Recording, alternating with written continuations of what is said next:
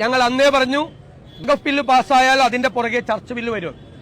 നിങ്ങൾ എല്ലാം അറിയണം, RSSന്റെ മുഖപത്രമായ ഓർഗനൈസറിന്റെ വെബ് പോർട്ടലിൽ ഇന്നലെ ഒരു വാർത്ത വന്നിട്ടുണ്ട്, ഒരു ലേഖനമാണ്. കേന്ദ്ര ഗവൺമെന്റ് ശ്രദ്ധിക്കണം, നരേന്ദ്രമോദി സർക്കാർ ശ്രദ്ധിക്കണം എന്ന് ആവശ്യപ്പെട്ടുകൊണ്ടാണ് RSSന്റെ മുഖപത്രത്തിന്റെ വെബ് പോർട്ടലിൽ ലേഖനം.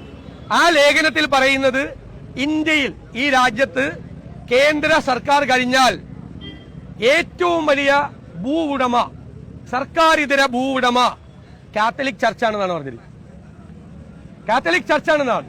7 കോടി ഹെക്ടർ സ്ഥലത്തിന്റെ ഉടമയാണ് ഇന്ത്യയിലെ കാത്തലിക് ചർച്ച്. എല്ലാവരും കൂടി 7 കോടി ഹെക്ടർ, അതായത് 17.29 ഏക്കർ, കോടി ഏക്കർ.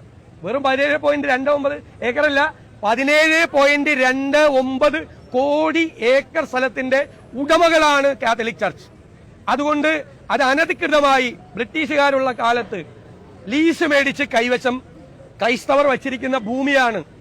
ആ ഭൂമി തിരിച്ചുപിടിക്കാനുള്ള നടപടികൾ കേന്ദ്ര ഗവൺമെന്റ് സ്വീകരിക്കണം എന്ന് RSS പറഞ്ഞിരിക്കുക.